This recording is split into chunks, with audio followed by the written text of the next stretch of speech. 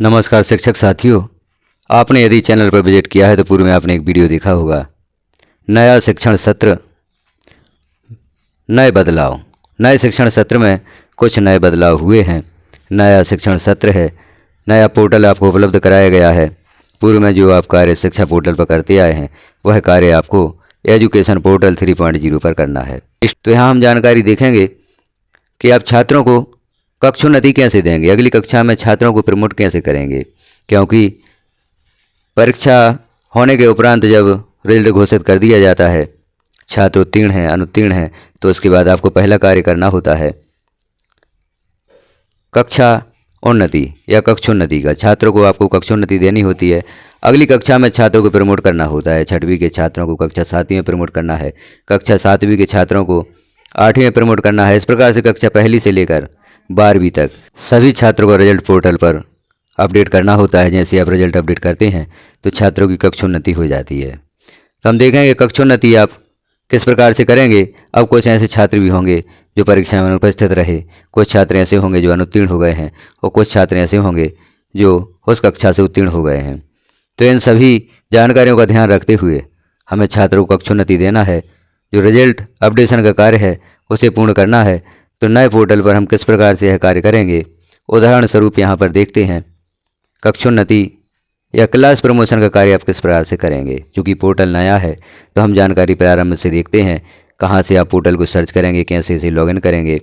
तो हम पोर्टल को सर्च करने से इस वीडियो को शुरू करते हैं। सबसे पहले ब्राउज़र पर आपको सर्च करना होगा एजुकेशन पोर्टल 3.0।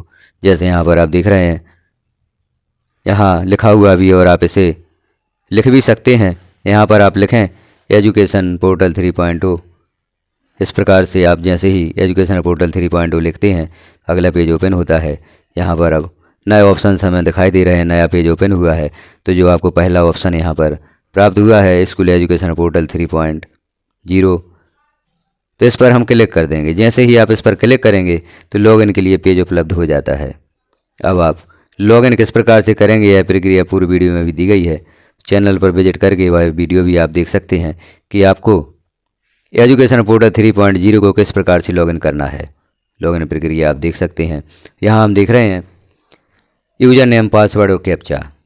यूज़र नेम में शिक्षक अपनी यूनिक आईडी लिखेंगे। पासवर्ड जो भी उन्होंने एजुकेशन पोर्टल 3.0 का पासवर्ड बनाया है वह पासवर्ड लिखेंगे। कैप्चा फिल करेंगे, लॉगिन पर क्लिक कर देंगे। अब यहाँ यदि आपके पास पासवर्ड उपलब्ध नहीं है तो नीचे आप ऑप्शन देख रहे हैं फॉरगॉट पासवर्ड, इस पर क्लिक करके OTP के माध्यम से अपना पासवर्ड स्वयं बना सकते हैं। पोर्टल को जैसे ही आप लॉगिन करते हैं तो पोर्टल के होम पेज पर पहुंचते हैं, जहां आपको लेफ्ट साइड में ऑप्शन शो रहे हैं home, student directory, change password. तो छात्रों से संबंधित आप कोई भी कार्य करना चाहते हैं, जैसे आपको छात्रों को प्रवेश देना है, छात्रों की मैपिंग करना है, छात्रों की क्लास अपडेट करना है, कक्षा में प्रमोशन करना है, कक्षोन्नति करना है, क्लास अपडेशन करना है, तो आपको स्टूडेंट डायरेक्टरी पर क्लिक करना होगा।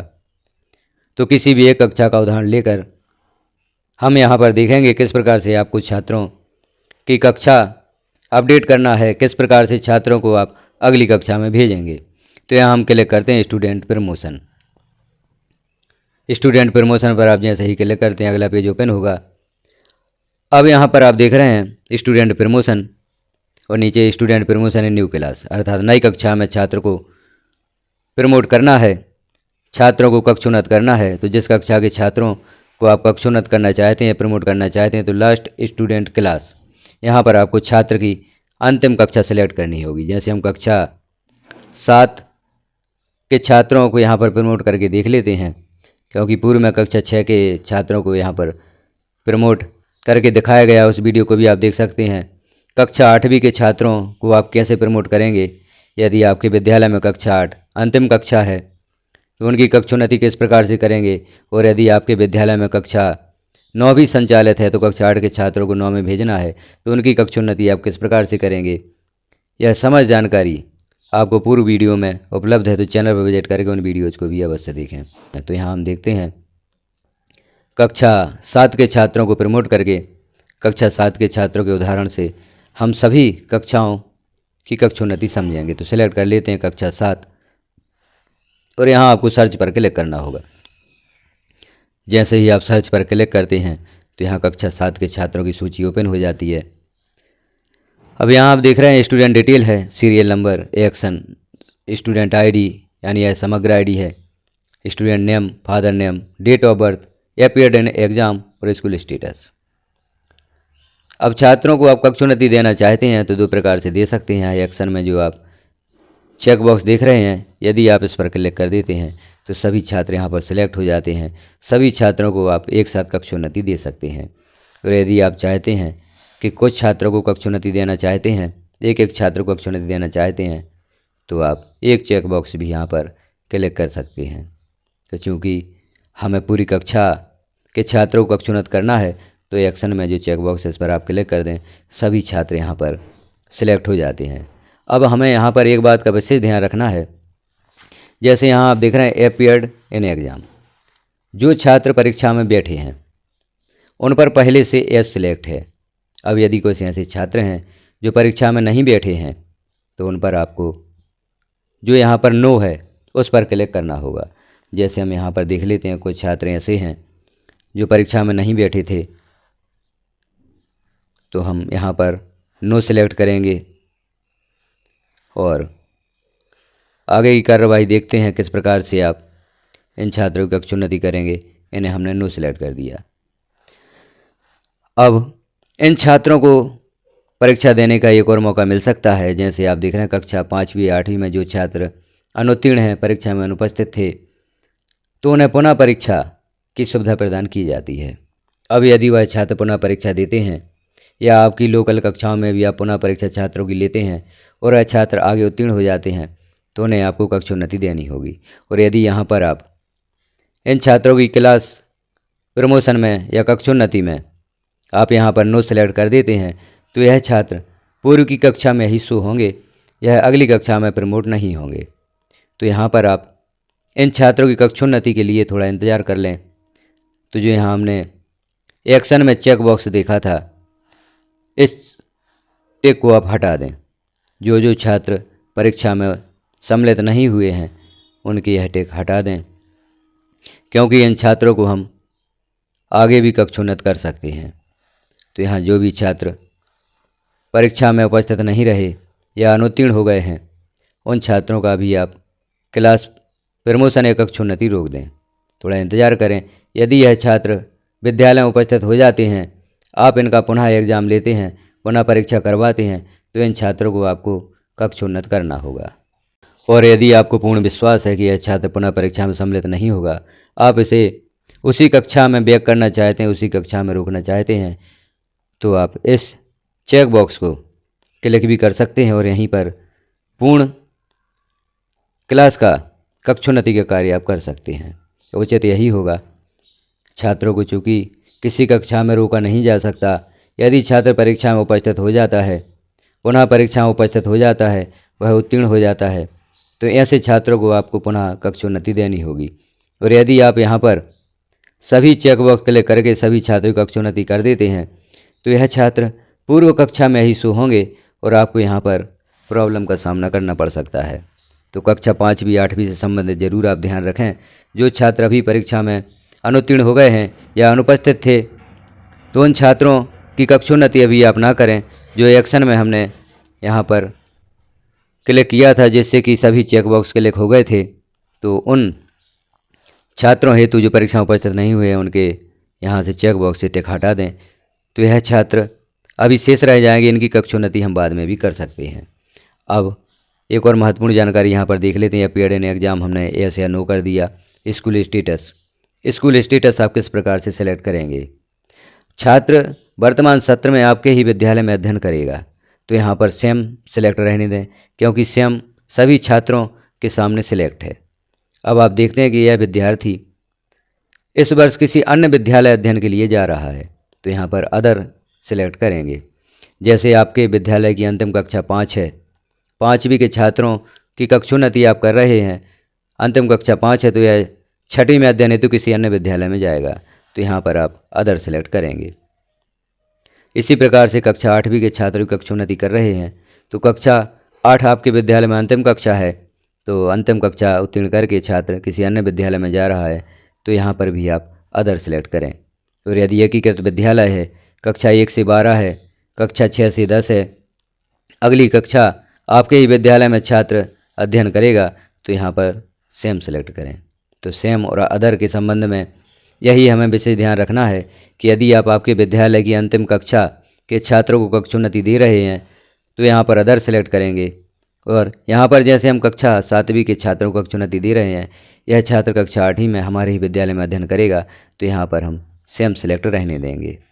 यदि छात्र टीसी लेकर चला जाता है तो यहाँ पर जनरल ट्रांसफ़र सर्टिफिकेट का भी ऑप्शन दिया गया है, और यहाँ पर अदर स्कूल सेलेक्ट करके भी आप छात्र को अपने विद्यालय से बाहर कर सकते हैं। तो इस प्रकार से आप छात्रों को कक्षोन्नति देंगे। कक्षा 1 से 8 के छात्रों को कक्षोन्नति आप इस प्रकार से प्रदान करेंगे। यहाँ पर जो जो मुख्य सावधानियाँ बताई गई हैं उनको आप जरूर ध्यान रखें।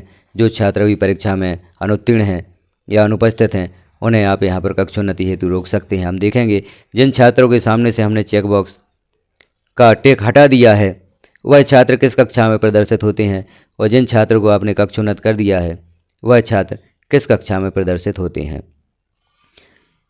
तो अब यह सारी जानकारियाँ क्लिक करके हमें यहाँ नीचे जो आपको ऑप्शन सेव शो हो रहा होगा इस सेव पर आप क्लिक कर देंगे। यहाँ मैसेज शो होगा do you want to save this record, save पर हम क्लिक कर देंगे तो छात्रों की कक्षोन्नति का कार्य यहाँ पर पूर्ण हो जाता है। यह छात्र कक्षोन्नत हो चुके हैं और यह अगली कक्षा में प्रदर्शित होने लगेंगे। अब जो कार्य आपने यहाँ पर किया है सक्सेस का मैसेज यहाँ पर शो हो गया है, रिकॉर्ड सेव्ड सक्सेसफुली, अर्थात कक्षा 7 के छात्रों की कक्षोन्नति आपने कर दी है। ओके पर हम क्लिक कर देते हैं, मैसेज हट जाता है। अब आप देख रहे हैं यहाँ पर रिपोर्ट का ऑप्शन। जो भी कार्य आप पोर्टल पर करते हैं रिपोर्ट के ऑप्शन से आप उन जानकारी को देख सकते हैं कि आपने कौन सा कार्य कर दिया है। तो हम रिपोर्ट पर क्लिक करते हैं। अब यहाँ पर आप देखें एडमिशन रिपोर्ट, एडमिशन रिपोर्ट पर आप क्लिक करते हैं। अब यहाँ जैसे अभी हमने कक्षा 7 के छात्रों को कक्षोन्नत किया है तो यहाँ हम कक्षा 7 सेलेक्ट करेंगे और सर्च पर क्लिक करेंगे तो आपने जो कक्षोन्नति छात्रों को प्रदान की है उन छात्रों के नाम यहाँ पर शो होंगे कि इन छात्रों को कक्षोन्नति प्रदान करने का कार्य आपने किया है। जो एडमिशन रिपोर्ट आप देख रहे हैं, एडमिशन रिपोर्ट में जो छात्रों को आपने अपने विद्यालय में प्रवेश दिया है, छात्रों को मैप किया है, वह जानकारी यहाँ पर उपलब्ध होगी, और जिन छात्रों की आपने कक्षोन्नति की है वह भी जानकारी यहाँ पर उपलब्ध होगी। अब आप देखना चाहते हैं कि जिन छात्रों की कक्षोन्नति आपने नहीं की है वह छात्र किस कक्षा में प्रदर्शित होते हैं, क्या उन छात्रों की आप बाद में भी कक्षोन्नति कर सकते हैं। तो इसके लिए आपको स्टूडेंट प्रमोशन को पुनः क्लिक करना होगा, और यहाँ जो हमने कक्षा 7वीं के छात्रों की कक्षोन्नति करके देखी थी यहाँ पर कक्षा 7 आप सेलेक्ट करेंगे, सर्च पर क्लिक कर देंगे तो जो छात्र हमने छोड़ दिए थे जिनकी कक्षोन्नति नहीं की थी वह छात्र यहाँ पर प्रदर्शित होते हैं। अब इन छात्रों की कक्षोन्नति आप कभी भी कर सकते हैं, या हम देख लेते हैं कि पुनः परीक्षा में भी यह छात्र उत्तीर्ण नहीं होता, इसी कक्षा में हम रोकना चाहते हैं तो यहाँ या परीक्षा में उपस्थित नहीं हुआ, क्योंकि छात्र परीक्षा उपस्थित हो जाता है तो वह उत्तीर्ण हो जाता है, तो यहाँ पर हम उस छात्र की कक्षोन्नति बाद में कर सकते हैं। तो इस प्रकार से आप नए पोर्टल पर जो एजुकेशन पोर्टल 3.0 है कक्षोन्नति का कार्य करेंगे। इस पोर्टल पर आप कौन से कार्य किस प्रकार से करेंगे, अभी जैसे पूरी वीडियो में हमने देखा था। स्टूडेंट पूल लिस्ट आप किस प्रकार से प्राप्त करेंगे, स्टूडेंट पूल लिस्ट का क्या उपयोग है, इसका उपयोग करके आप छात्रों को कैसे अपने विद्यालय में प्रवेशित करेंगे, वह जानकारी पूरे वीडियो में प्रदान की गई है। तो चैनल पर विजिट करके आप उस वीडियो को भी अवश्य देखें। तो जानकारी कैसी लगी आपको एक बार कमेंट करके अवश्य बताएं। चैनल पर पब्लिश होने वाले वीडियोज आपको कैसे लगते हैं उनके संबंध में भी आप कमेंट अवश्य करें। चैनल पर पहली बार है तो चैनल को सब्सक्राइब कर लें, बेल आइकन को क्लिक कर ऑल पर प्रेस कर दें, ताकि जैसे ही चैनल पर अन्य महत्वपूर्ण जानकारियाँ पब्लिश की जाती हैं तो वह नोटिफिकेशन के रूप में आपको प्राप्त हो सकेंगी। इस पोर्टल से संबंधित एक एक जानकारी आपको उपलब्ध कराई जाएगी। किस बिंदु पर आप किस प्रकार से कार्य करेंगे, यह सारी जानकारियाँ आपको क्रमशः चैनल पर उपलब्ध कराई जाएंगी। तो चैनल पर समय समय से विजिट अवश्य करते रहें। वीडियो को लास्ट तक देखने के लिए आपका धन्यवाद।